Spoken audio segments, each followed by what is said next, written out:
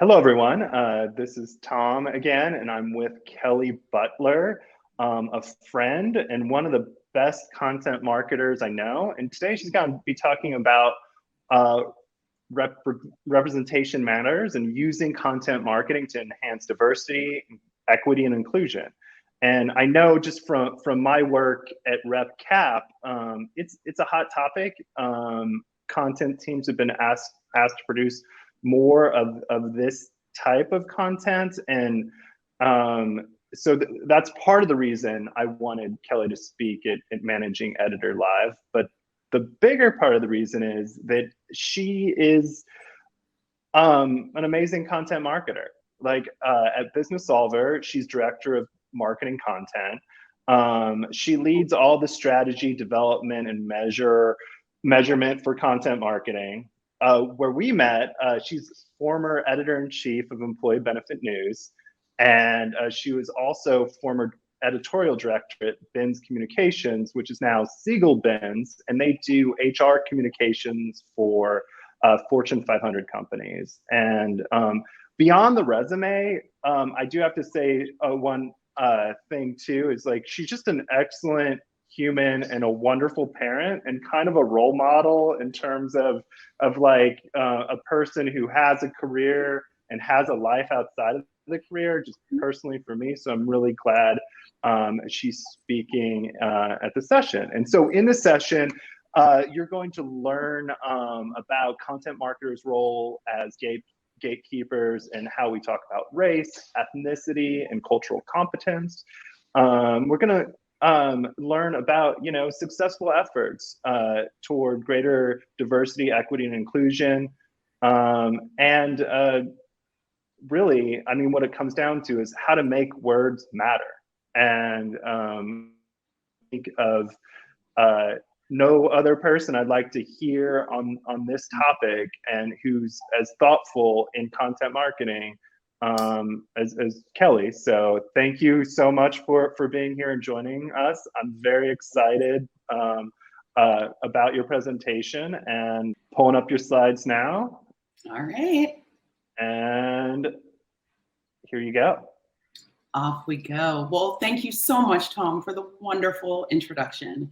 And thank you to you and Mary Ellen for having me, and to all of you out there for tuning in to join the session today. I am incredibly honored and frankly a little mind blown to be here today. If I could go back and talk to my December 2019 self, I'd tell her two things. One, start stocking up on toilet paper. And two, stay in the fight.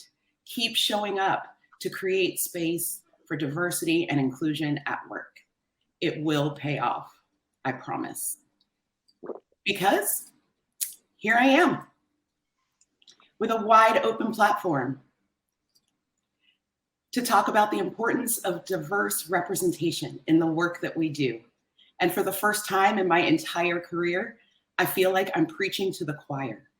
And to be among a group of marketers, an industry where only 2% of people look like me, that is a pretty incredible feeling. So thank you.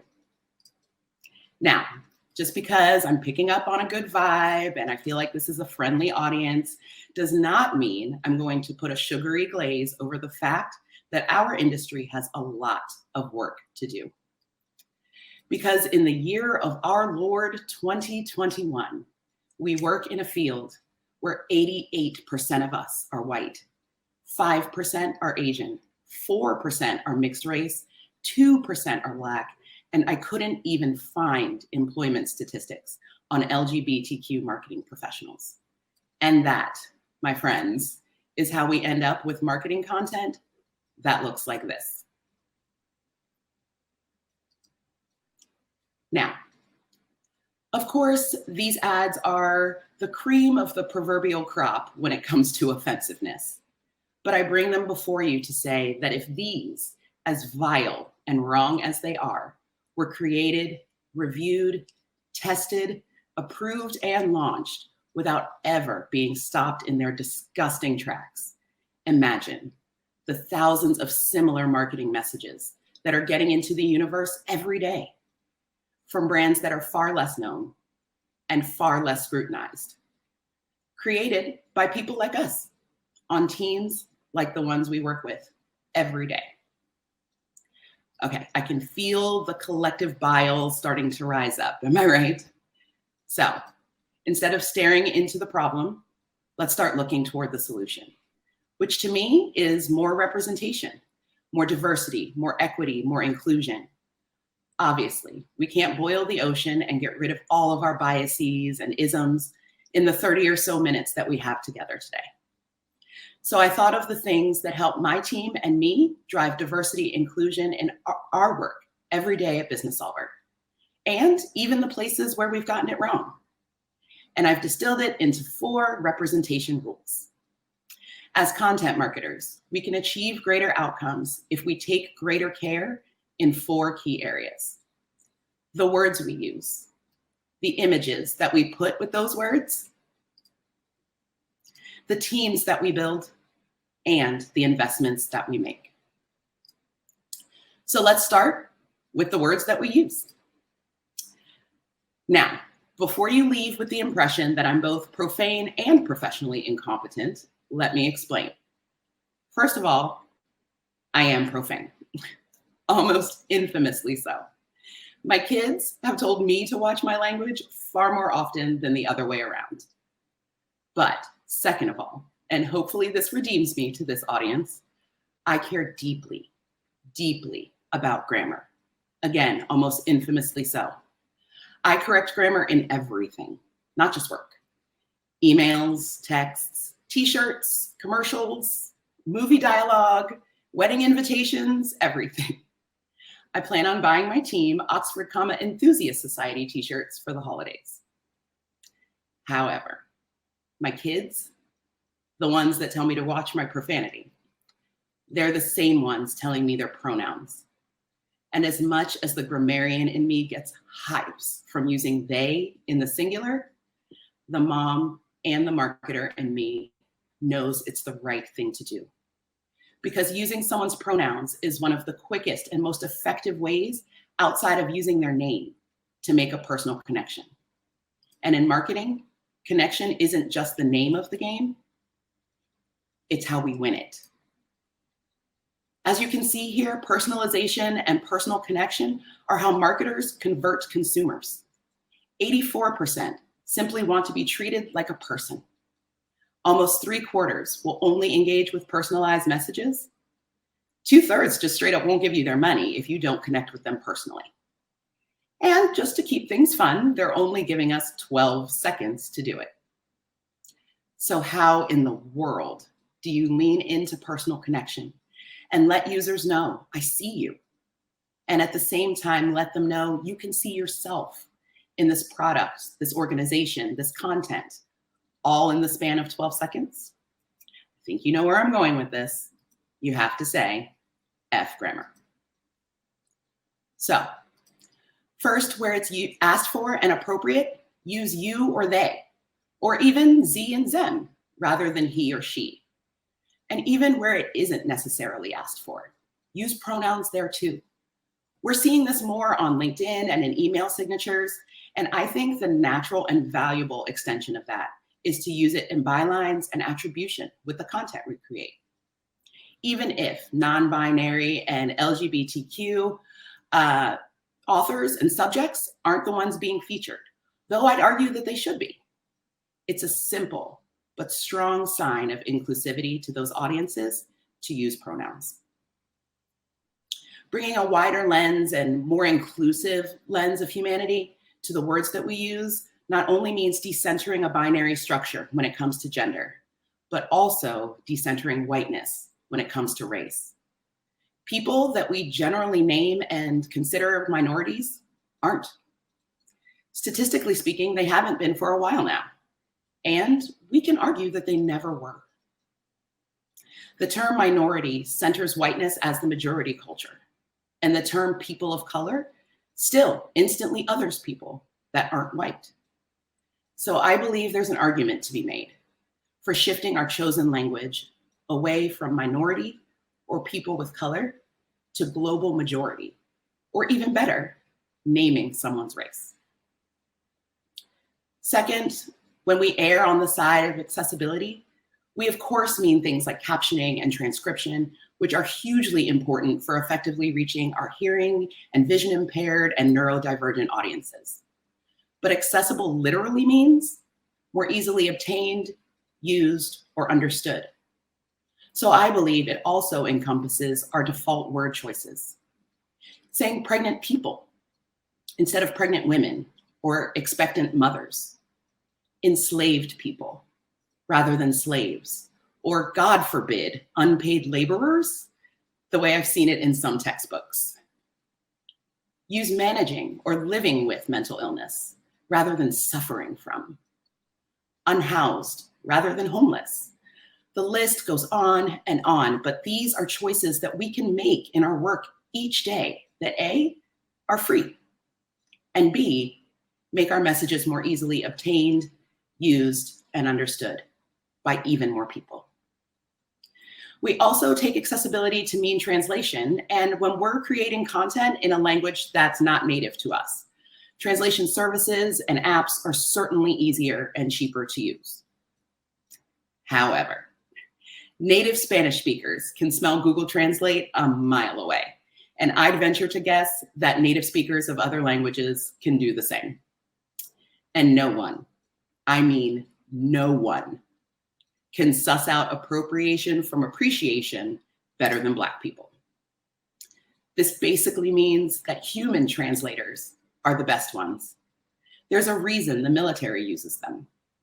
When the stakes are high on your message being understood, and I'd say a 12-second attention span is a pretty high stakes situation. We need a human, not an app. And finally, all of what I've just talked about comes down to empathy. Seeing other people's perspectives, other lived experiences, and honoring those differences in what we produce. It's intentional thought and planning and choice, which takes way longer than 12 seconds. But the impression lasts longer and is more effective. Our second representation rule is to click and color outside the lines with crayons that aren't in the box. But we're the content people, right? We do the words. Why do we have to care about images? Because our minds see and process images before we read words. And again, we have 12 seconds to connect. That's total, not just the words that they're reading. So the visuals matter too. And it's important to influence that part of the work as much as the words. Okay, let's get a little interactive. Since I know you're already at or near a computer, Google attractive man and look at the top image results.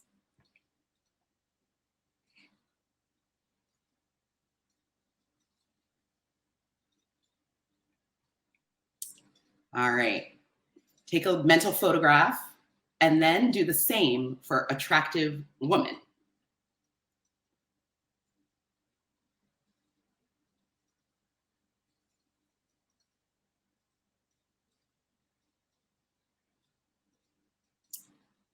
All right, and do it again for just the word writing.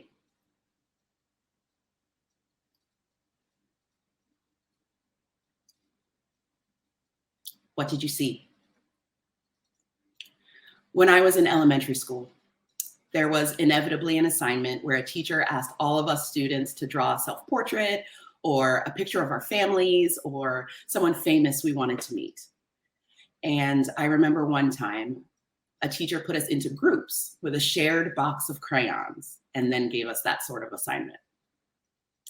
Guess which two crayons every group fought over first? The peach one and the brown one. If we want to be as diverse and inclusive as possible with the images that accompany our content, and these statistics largely suggest that they should, we have to get outside the box.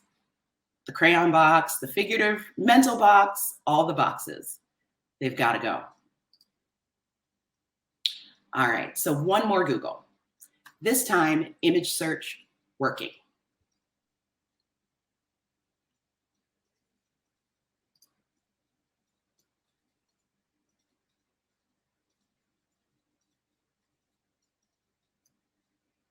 All right, so finally some diversity, am I right? But you knew there was a but. The people engaging with our content aren't just employees. They're parents, they're partners, musicians, poets, hikers, gamers, surfers, and anything else you can imagine. And our images need to look like all of them doing all that they do, not just work. So first, we need a good audit of our image libraries, identify the inclusion and diversity gaps, and purchase to fill accordingly. Second, networking. Okay, I know, networking is already really uncomfortable. You're standing there trying to hold your drink in your left hands. You can shake hands with your right, but now handshakes are canceled. So you just do that kind of awkward, nice to meet you wave. And you talk about the weather and what brought you to whatever event you're at, all before you try to make a meaningful connection with someone you professionally respect and admire. It's not great. I know that. And I'm one of the biggest extroverts that ever extroverted. And plus that, I hate small talk. I'd much, much rather hear your nuanced thoughts on Black Lives Matter than your favorite color or sports team. So I will grant you that networking is soups awkward. But we need to get even more uncomfortable networking because we, especially white people, need to start networking in rooms where we're outnumbered. Get to know people you'd likely never meet otherwise so that later you can ask for their perspective and maybe even their partnership from a place of genuine professional respect rather than tokenism. Third, check the sample sizes and the methodologies for the data points that you reference. How diverse is the participant sample, or even the organization that sponsored the collection of the data in the first place? Is the data broken out by those distinct segments? And does the data tell a different story when you analyze it beyond what the centered majority thinks? We all love to use a compelling number when creating a hook for our content, and that's totally fine because it works. I will never tell you to stop doing that. I will tell you that we have to dig a little deeper to make sure that we're using inclusive data to drive our inclusive message. And then finally, don't get too woke. My kids love to check me on this constantly, mostly because I love to tell them how woke I am. But we all have privileges that shield us from seeing life from others' perspectives.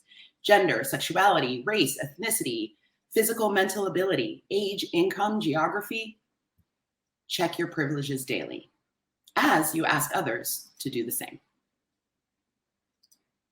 All right, our third representation rule is to revisit Reading Rainbow. Did you start singing the theme song in your head? It's okay, me too. LeVar Burton is a national treasure. I will not argue that. For so many reasons, but perhaps most notably for helping an entire generation fall in love with reading. Reading Rainbow is a cult favorite still, more than a decade after it last aired, and holds relevance and timeless lessons for all of us pros whom the show inspired. For us as content marketers, it's all there in the words to the theme song: friends to know and ways to grow a Reading Rainbow. In practice, this basically means actively seeking and fiercely maintaining diversity throughout every aspect of the content process: strategy, development, editing, review, and of course, leadership. Finding friends to know is why we need to get uncomfortable networking. If you look at your content team and share more than 4 demographics with everyone in the room, be it gender identity, age, sexuality, ability, race, ethnicity, income, that's when you need to call in reinforcements. Ask who doesn't look like me, who doesn't live like me, who doesn't have my shared experience. This year at Businessolver, our marketing team convened a panel to discuss how COVID had sparked the mass exodus of women from the American workforce. The panel we put together was all women, all professional rock stars, all mothers. They were also all white, cisgender, straight, and affluent. Some more uncomfortable networking was definitely needed. And frankly, we just missed the mark. Finding ways to grow is understanding the nuance between appreciation and appropriation and it's a really important distinction. For me, it comes down to the answer to the question, what are you looking to amplify? Is it yourself, your organization, your client, or the culture? At Businessolver, our marketing team produced a video to mark the 1-year anniversary of the murder of George Floyd. It featured video clips from real solvers talking openly about how they were affected by George's murder and how they've navigated the year since, what they've learned, what they're unlearning, how they've changed their thoughts and actions. The name Businessolver was never mentioned. Our logo only appeared twice. And while the video lasted 9 minutes and 29 seconds, we never explicitly said why or showed any part of the video that captured George's death. That's just one of the ways that you can achieve appreciation without appropriation. And to achieve the reading rainbow, I'd encourage you to ask, who are you looking to amplify? Again, is it yourself, your organization, your client, or the culture? I have a wonderful colleague at Businessolver named Jaman. And Jaman has so many amazing attributes. He is smart, he's kind, empathetic, he's a great professional, a great dad. Jaman is an all-around great guy. Oh, and he's Black. And last year, he stepped away from his usual day job and he stepped up to the plate to help lead Businessolver's first ever effort around diversity, equity, and inclusion. So this summer, when we were looking to create content around celebrating Juneteenth, my team, of course, thought of Jaman, as well they should. But I reminded them that Jaman isn't the only Black person at Businessolver or the only person at Businessolver who has relevant lived experience and thoughts on Juneteenth. And that what we needed most was to find a way to personalize our Juneteenth content without tokenizing Jaman. And our final representation rule is show me the money. Obviously, this iconic scene from the cinema masterpiece that is Jerry Maguire says it all. But I do think it's relevant to mention that in the same scene, Jerry also screams out, "I love Black people." So perhaps he was a bit ahead of his time. But what's timeless, especially here in the United States, is that somehow, some way, it all comes back to money. So here it is. Everything I've advised you to do today costs something. It costs money to invest in a more diverse and inclusive stock image library. It costs money to invest in captioning and other services so our content reaches audiences of diverse abilities. It costs money to pay those human translators to help us overcome native language obstacles. It costs money to convene inclusive focus groups to test our messages across a wide spectrum of consumers. And it costs a lot of money to recruit, hire, develop, and promote diverse teams. So if all else fails with leaders, if you tried, hey, it'll improve our brand reputation, or hey, you'll be a better human, or even, hey, it's just the right thing to do, and you didn't have any luck. The secret is that at the end of every day ending in Y, leaders care about getting richer. And you can appeal to that motivation by connecting diverse teams and inclusive work product directly to their wallets. In other words, draw a straight line to the bottom line. Because the bottom line is that diverse and inclusive teams are more effective and efficient, and diverse organizations are more attractive to our potential buyers. Show them the money. And so, to wrap this thing up in a bow, here is all of my advice boiled down to 3 simple words: rebel, rest, and repeat. Thank you so much for coming to the closest I'll likely ever get to a TED Talk. It has been a privilege and a pleasure. All right, Tom, I think I've left some time for either questions or to let people log off for an early lunch, but either way is where I'll just stop and say thank you. Thank you. I am blown away by this presentation. I guess the first question I have for you is, how do you apply those rules if you are a one-person content marketing team? Ooh, well, I mean, the good news is that if you're one person, you can call all the shots, right? And so all of those clients or organizations or leaders, they have to come through you to get results. And that as a one-person team, you can devise what that content strategy looks like. And you can start from a place of inclusivity. So if you are a one-person content team that is non-binary and Asian, then you need to reach out to some folks that are cisgender, some folks that are white and Latinx and Black, and some folks that are, affluent or maybe lower income, maybe people who speak a different native language than you. Forming a network doesn't have to be expensive. And if you're a one-person team, then you have nothing but resources and time to do that. Excellent. I love the example about the George Floyd video. Could you talk a little bit more about how was that conceived, and what was the reaction? Sure. I mean, I think that it speaks to the importance of building and maintaining diverse teams, because quite frankly, Tom, I don't know that video would have gotten made if I wasn't at Businessolver. And so I think that the start was, we need to do something to honor and mark and remember this huge anniversary that changed everything for everyone, and particularly at Businessolver. The reason that we started our diversity, equity, and inclusion initiative was because so many solvers were moved, our executive leaders included, by that video that we all watched from our homes in quarantine last year. And so the conception of the video started just by me raising my hand and saying, what are we going to do? And that may not have happened otherwise. And then as we went along, I said, I think I want to hear how my colleagues have reacted to this year. Not just me, not just Black people. What did they learn? What are they doing differently? How are they moving about the world in a way that's different than it was in May of 2020? And so we went from there, and there were some really wonderful, brave solvers who put their thoughts on video.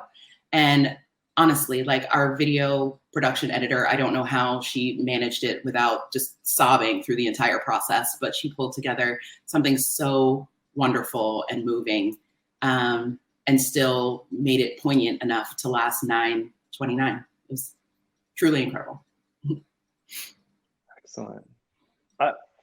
As a content leader, how are you making sure that your team sort of implements the rules that you laid out?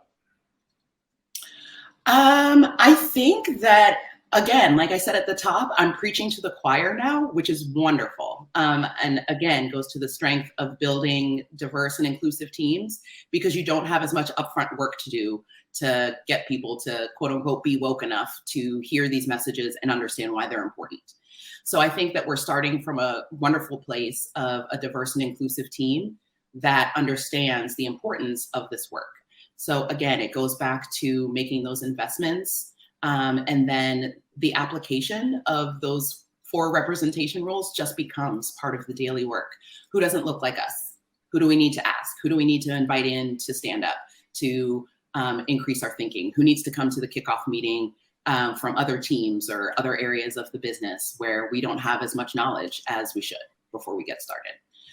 All of those things sort of start to become organic once you start with a team that's open to working that way. Excellent. Kelley, thank you so much. This was a wonderful presentation.